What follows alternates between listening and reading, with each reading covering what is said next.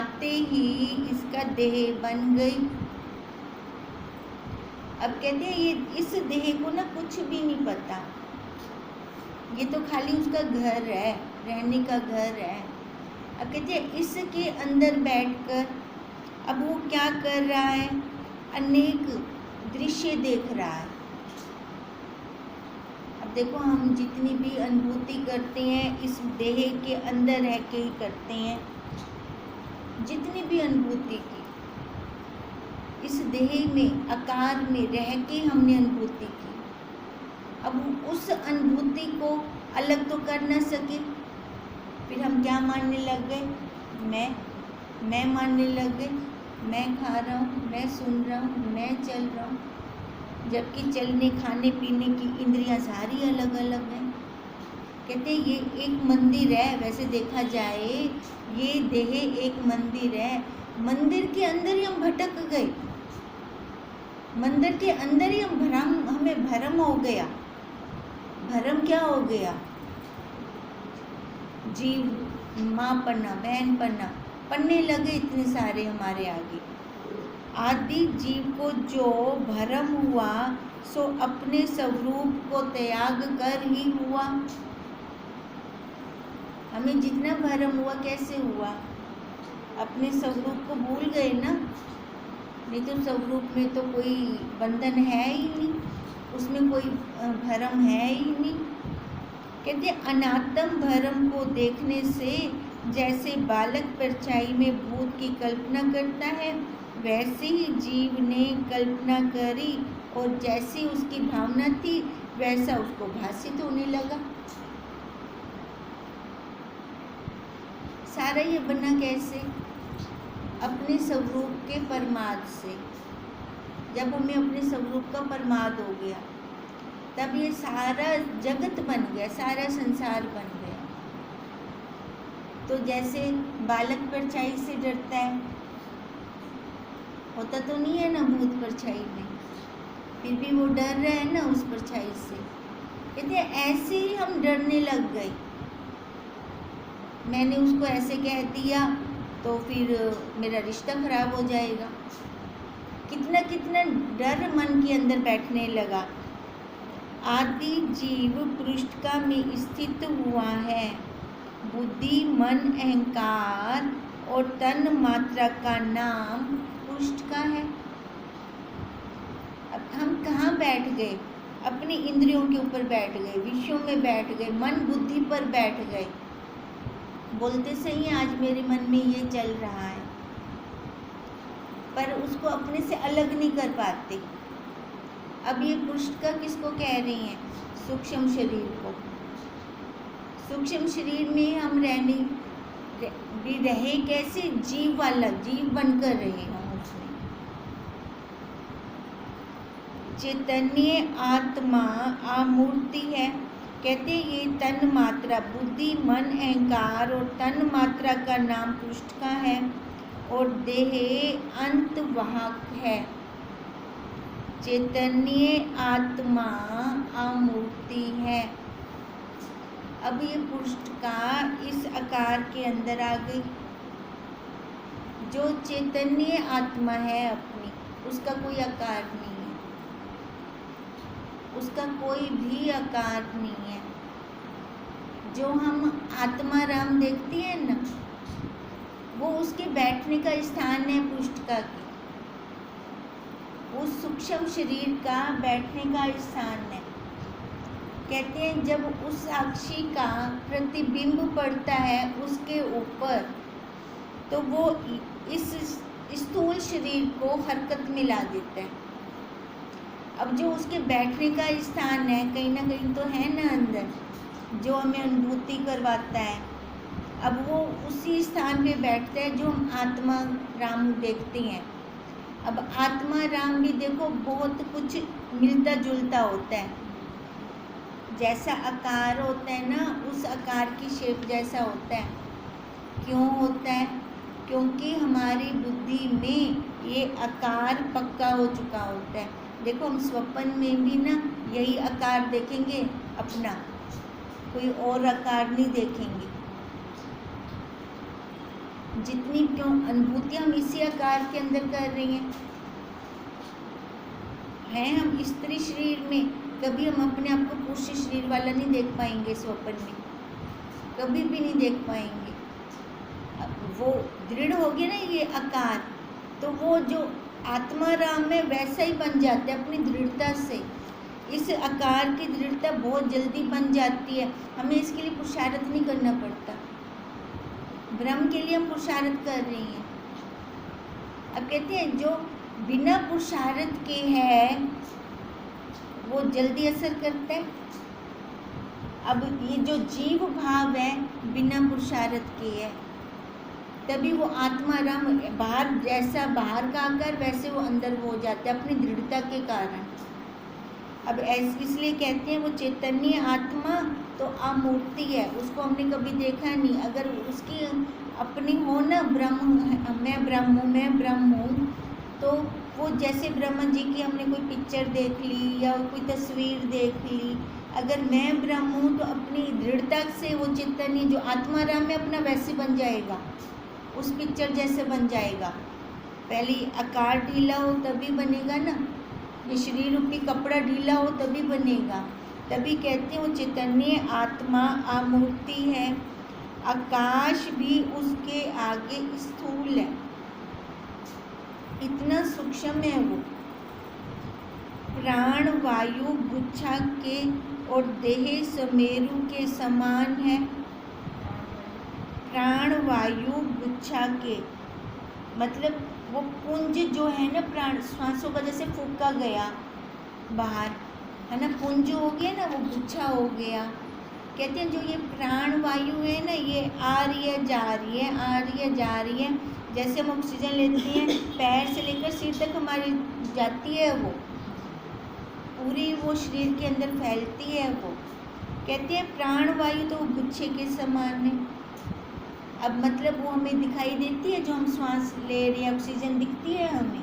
नहीं दिखती, पर ये आकार तो दिख रहा है। तो इसको कहा ये सुमेरु पर्वत की तरह है। ऐसा जीव सूक्ष्म है। अब महत्ता किसकी है?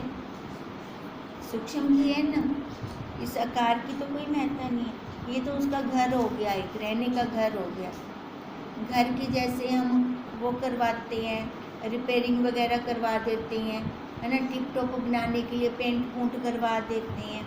ऐसी इसकी देखा करो हम कैसे इसको टिप टॉप बनाते हैं, कैसे इसकी रिपेयरिंग करवाते हैं। कहते हैं प्राण वायु गुच्छा और देह सुमेरु के समान ऐसा जीव सूक्ष्म है। सुषुप्ति में जड़ रूप और स्वप्न भ्रम दोनों अवस्थाओं में स्थावर जंगम रूपी जीव भटकते हैं। हम क्या कह रहे थे उस दिन कि इस मेज को स्वप्न नहीं आता, पर इसकी आत्मा क्या है?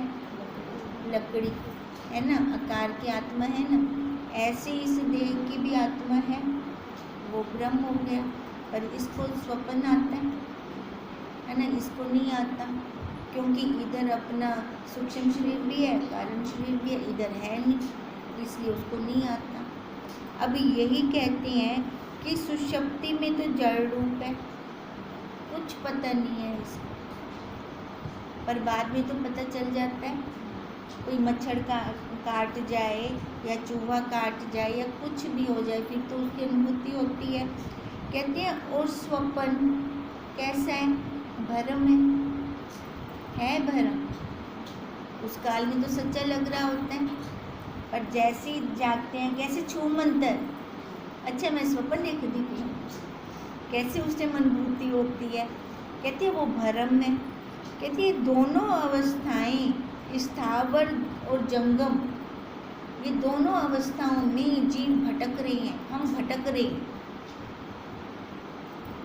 कैसे भटक रहे हैं? ये सारा स्वप्न चल रहा है, ये सारा स्वप्न चल रहा है। जैसे वो स्वप्न जागते हैं तब टूटता है, ऐसे ये स्वप्न ये ज्ञान की अवस्था में जब जागृत होंगे तब टूटेगा। ये तो ये चल रहा है, वैसा का वैसा चल रहा है। कभी सुषुप्ति में और कभी हम स्वप्न में। यही तो है। सुषुप्ति कैसी होगी? मोह निद्रा वाली सुषुप्ति होगी। ये जागृत अवस्था वाला तो स्वप्न हो गया। सुषुप्ति कैसे होगी? मोह निद्रा आसक्ति के अंदर कैसे सो जाती है, हमें पता ही नहीं चलता। वो सामने वाला हमारा नाजायज फायदा उठा रहा है, पर अपनी मोह से आंखों पे हमने पट्टी बांध ली, हमें दिखता ही नहीं। अब वही कहते हैं, कभी हम स्वप्न में स्थित होते हैं तो कभी सुषुप्ति में स्थित होते हैं। इसी प्रकार दोनों अवस्थाओं में जीव हम भटक रहे हैं। हे राम, सबकी देह अंतवाहक है, रहने वाली नहीं है। अंतकाल सबका होता है, पर प्रांत काल किसका हुआ? जिसका प्रांत काल हुआ उसका दोबारा जन्म ना हुआ।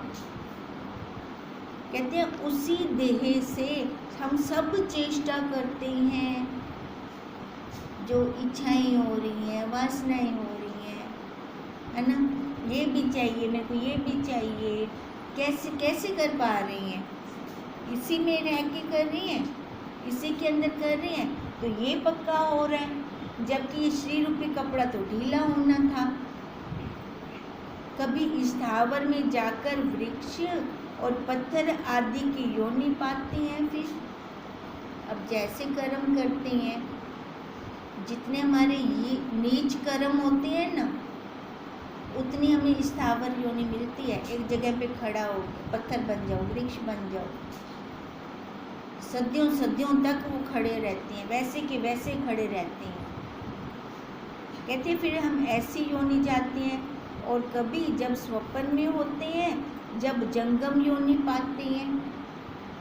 स्वप्न का भ्रम तो टूटता है, टूटता है, पता चलता है ना।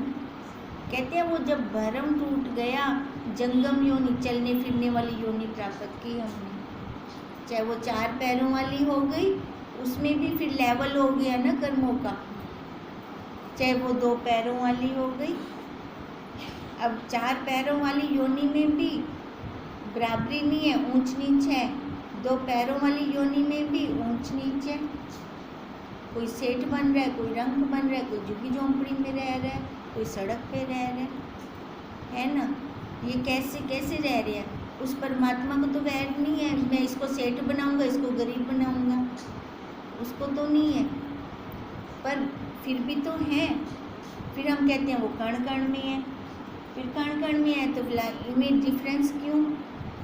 हम अपने कर्म में हमारे, हम अपने कर्मों से अपनी आगे की योनि तैयार करते हैं। जब तामसी वासना घनी होती है, तब कल्प वृक्ष, चिंतामणि आदि स्वरूप को प्राप्त होते हैं, वृक्ष बन जाते हैं तामसी भावना से। अधोगति, जब अधोगति होती है, जब केवल तामसी वासना घनी मोह रूपी होती है, तब वृक्ष और पत्थर आदि की योनि पाते हैं। अब ये मत समझना हम मनुष्य शरीर में हैं तो हमें आगे मनुष्य शरीर मिल जाएगा। जो मोह आसक्ति करते हैं ना, अपने लिए ये योनियां बना रहे हैं हम। मोह आसक्ति कहाँ, जहाँ जहाँ होगी हमारी, कहाँ पर है? घर परिवार में है, पैसे में है, गहने में है, कहाँ पर है? जहाँ हमारी मोह आसक्ति होगी वैसी योनि मिलेगी। कहते हैं इसका नाम सुषुप्ति है। जो घोर युगों युगों तक खड़े रहते हैं, सुषुप्त अवस्था में सोए पड़े हैं, पत्थर बन गए, वृक्ष बन गए। कहते हैं सो लय घना मोह रूप है। अब ये मोह का बता रहे हैं हमें। और इससे भिन्न जंगम विक्षेप रूप स्वप्न अवस्था है। अब ये पेड़ पौधे वृक्ष वगैरह खड़े हैं, इनको इतना वो नहीं होता, भी दुख वगैरह इतना नहीं होता, थोड़ा सा होता है बिल्कुल। कहते हैं सुषुप्त अवस्था में खड़े हैं। और जिनको भी मोह है, वो जंगम योनि में विक्षेप स्वप्न अवस्था, जंगम योनि चलने फिरने वाली। कहते हैं अब मोह के कारण अब कौन सी योनि प्राप्त होती है?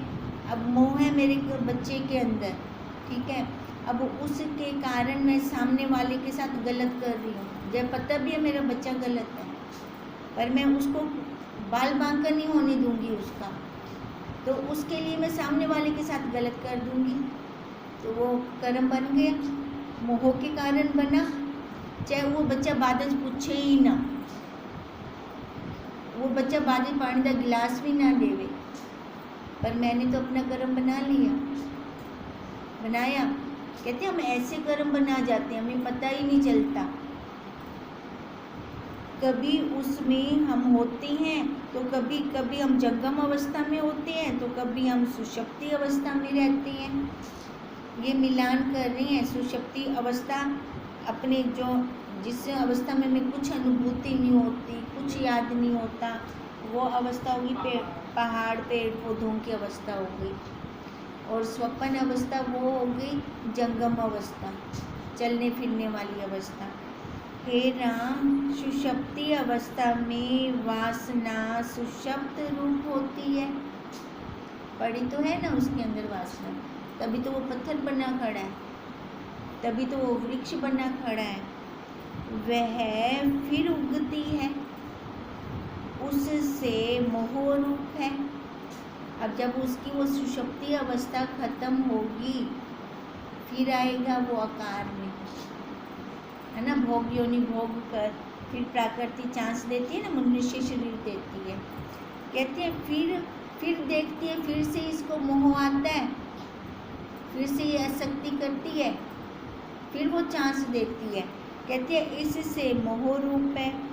उस सुषुप्ति से जब उतरता है तब विक्षेप रूप स्वप्न अवस्था होती है। अब सुषुप्ति के बाद स्वप्न अवस्था, अब एक अवस्था खत्म की उसने तो स्वप्न अवस्था में आया। अब स्वप्न अवस्था में उसको जंगम शरीर प्राप्त हुआ, और जब बोध होता है तब जागृत अवस्था, बोध हम वो ज्ञान की अवस्था को कह रहे हैं ना, जब बोध होता है तो जागृत अवस्था प्राप्त होती है। जागृत अवस्था दो प्रकार की है। जागृत वही है जो लय और विक्षेप से रहित चेतन अवस्था है। अब बोला जागृत अवस्था दो प्रकार की है, एक तो ये जिसमें सोमते उठ बैठो उनसे, एक जागृत अवस्था जो मोह और विक्षेप से रहित है, मतलब ज्ञान वाली, वो भी तो जागृत अवस्था है ना, ज्ञानी लोग तो उसी में जगे होते हैं।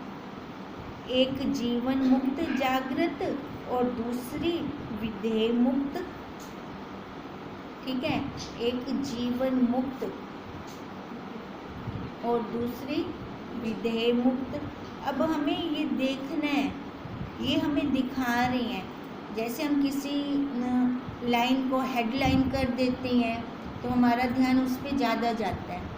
अब ऐसे ही ये हेडलाइन कर रही हैं हमारे आगे, हेडलाइन करके हमें दिखा रहे हैं भी आज तक तो जीव में भटक रहा था, जीव बन के भटक रहा था, अब तू देख, अब तूने क्या करना है, जीवन मुक्त होना है कि विधेय मुक्त होना है तुम्हें। कहते हैं जीव को बोध से प्राप्त होती है, जो ये है ना जीवन मुक्त अवस्था, जीवन मुक्त जागृत है और विधेय मुक्त है। और जीवन मुक्त तुरिया रूप और विधेय मुक्त तुरियातीत, एक तुरिया अवस्था हो गई, एक तुरियातीत हो गई। यह अवस्था जीव को बोध से प्राप्त होती है। कैसे प्राप्त होगी हमें ये, है ना, ज्ञान होगा ना, जब विचार करेंगे हम, फिर जाके ये अवस्था प्राप्त होगी। और जीव बोध पुरुष प्रयत्न से होता है। और बोध कैसे होगा, हमारा जब पुरुषार्थ चलेगा, अन्यथा नहीं होता। हे राम, जीव का उदय ज्ञान रूप है। यदि दृश्य की ओर लगता है तो वही हो जाता है, और यदि सत्य की ओर लगता है तो सत्य रूप हो जाता है। कहते हैं जीव क्या है, एक ज्ञान नहीं है। चाहे वो अज्ञान वाला ज्ञान ले ले, चाहे वो ज्ञान वाला ज्ञान ले ले, लेता तो दोनों में से एक है। यही तो कर रहे हैं हम। कर क्या रहे हैं? अपने आप को ही देखें। संसार का भी तो ज्ञान लिया, भले ही वो निरा पूरा सारा ही अज्ञान है, सारा भरम है। गीता तो सही ना बुलावी, अब ये भी ले रही हैं। कहते हैं जीव का उदय ज्ञान रूप से होता है। यदि वो दृश्य की ओर लगता है तो वही रूप हो जाता है, जीव बन जाता है, संसार वाला हो जाता है। और यदि सत्य की ओर लगता है तो सतरूप हो जाता है। जब दृश्य के सम्मुख होता है तब दीर्घ भरम को देखता है। अब देखो ये दृश्य भी तो उसको अब समझ में आएगा। उस काल में लगेगा कि ये सारा दृश्य है, ये सारा स्वप्न है। उस काल में तो वो सारा सच्चा लग रहा होता है। कभी लगता ही नहीं कि ये दृश्य है, कभी लगता ही नहीं कि मैं दृष्टा बन के देख रहा हूँ ये सारा। ये तो अब लगता है ना, दृष्टा बनकर ये दृश्य को मैं देख रहा हूँ।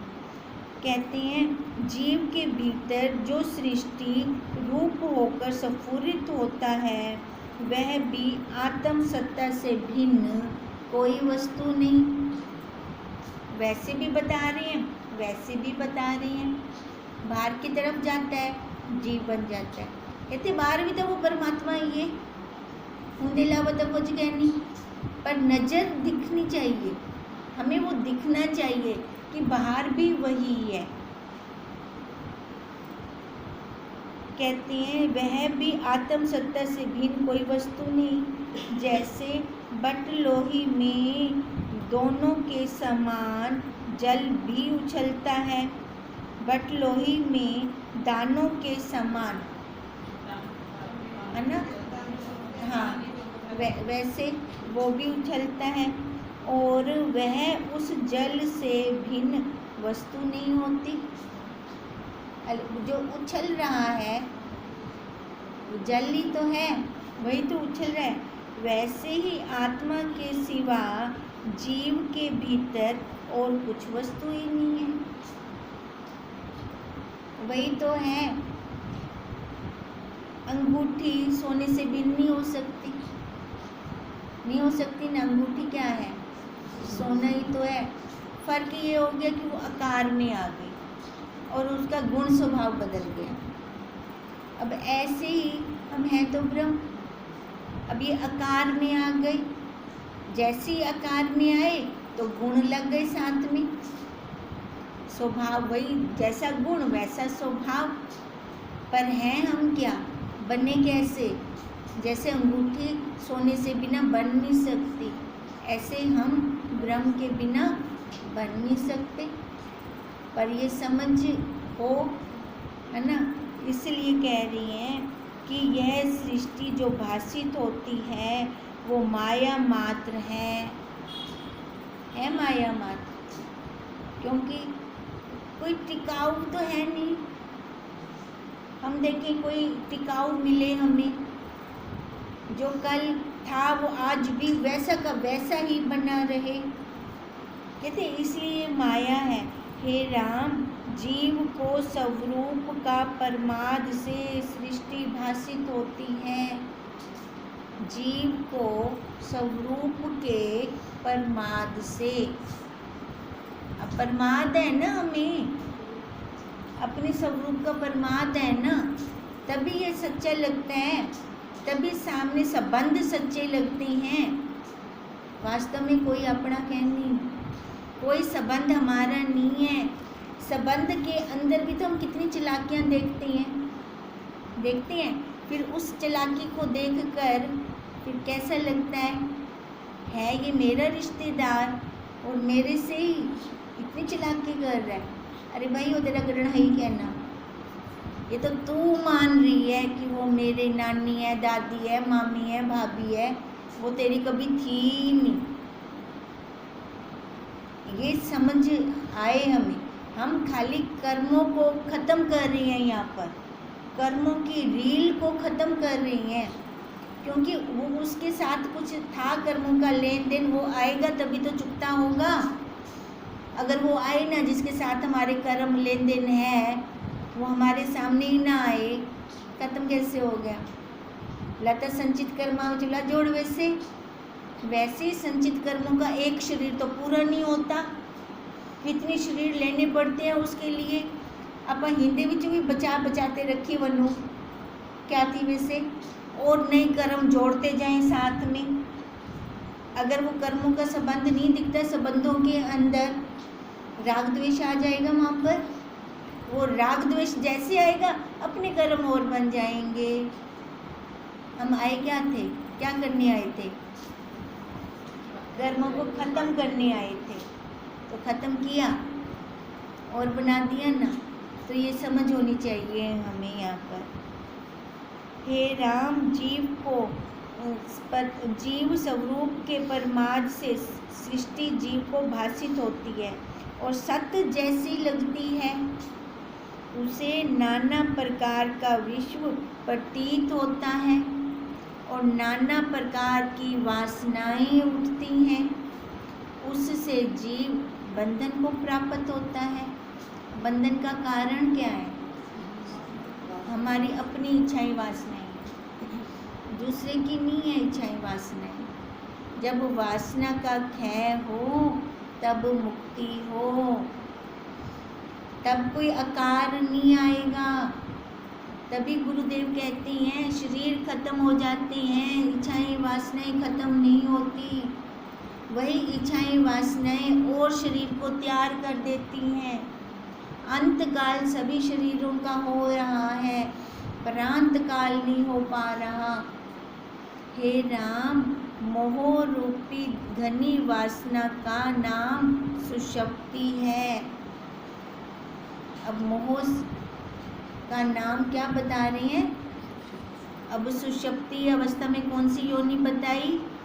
जड़ अवस्था। जड़ अवस्था होगी उस सुषुप्ति की, और योनि कौन सी हो गई? ये पेड़ पौधे, पत्थर, पहाड़ मुंडेगी न मोह की रखसो,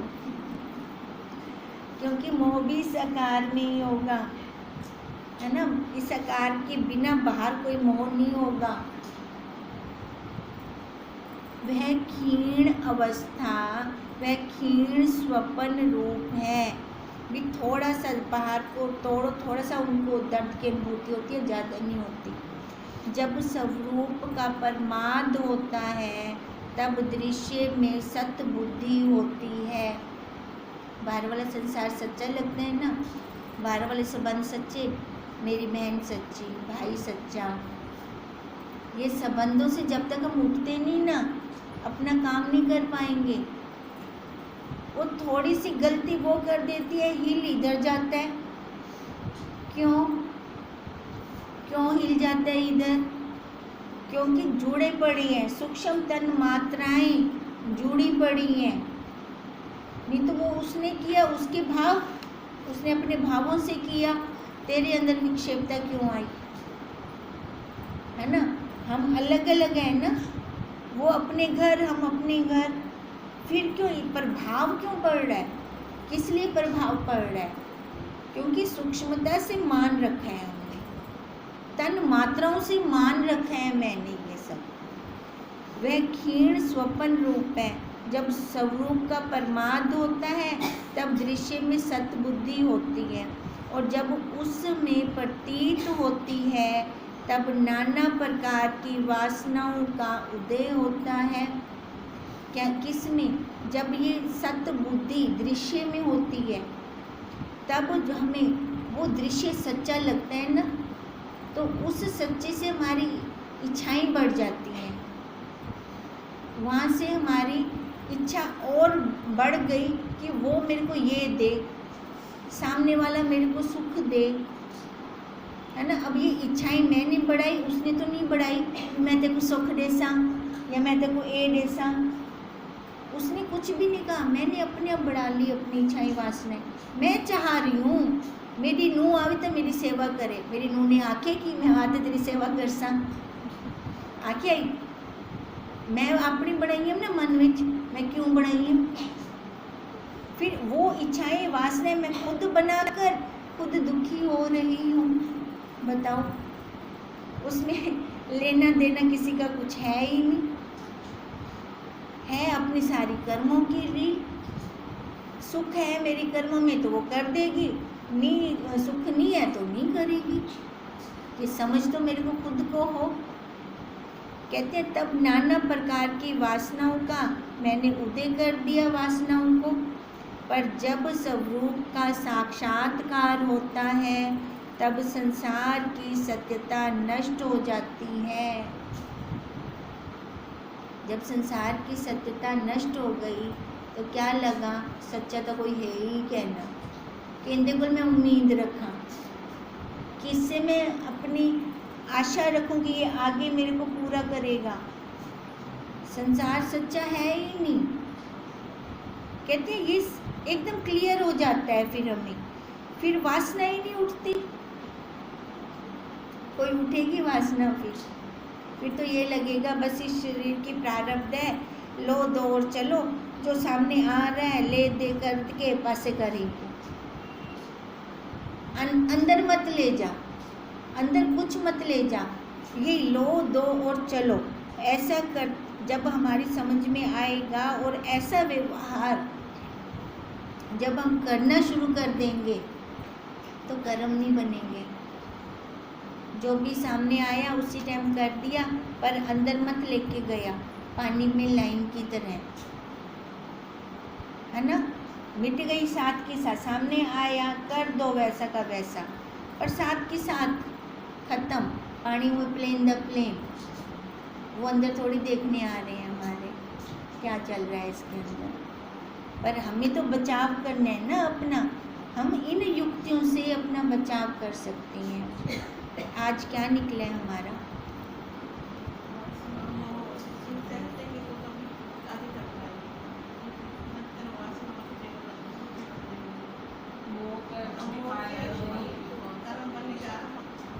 सुषुप्ति अवस्था और स्वप्न अवस्था का हमें आज ज्ञान करवाया है, और उसमें कौन कौन सी योनियां बनती हैं वो बताया है।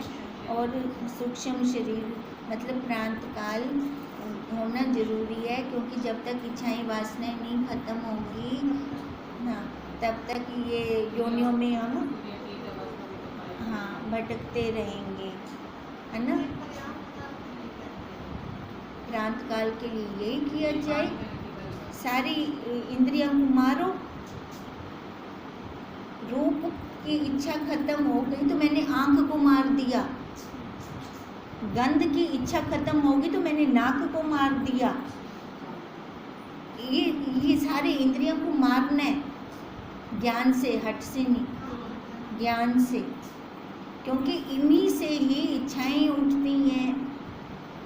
तभी प्रांत काल आएगा ना, कोई वासना ना हो। ये तो इंद्रियां होगी सूक्ष्म, जो अंतःकरण है उसको भी खत्म करने, मन बुद्धि भी ना चले, किसी के प्रति ना चले, व्यवहार करना है। हाँ, सामने डांट दो, जिसको भी डांटना है बोल दो, उस टाइम के अकॉर्डिंग कुछ बोलना बनता है तो उसको बोल दो, पर अंदर ना होवे। कहीं कहीं मिली तो बोलते बोला हंसी भी आवेंदी है, अंदर ना चले, अंदर कुछ ना चले बस। हाँ, तभी वो प्रांत काल आएगा अपना, और उसी का पुरुषार्थ हम कब करेंगे? अभी से ही तो करेंगे, बाद में थोड़ी करेंगे। अंत समय विच मैं कर सकती, ये अंत काल के लिए कर रहे हैं हम अपना सारा कुछ। ओम तम नमामि हरि परम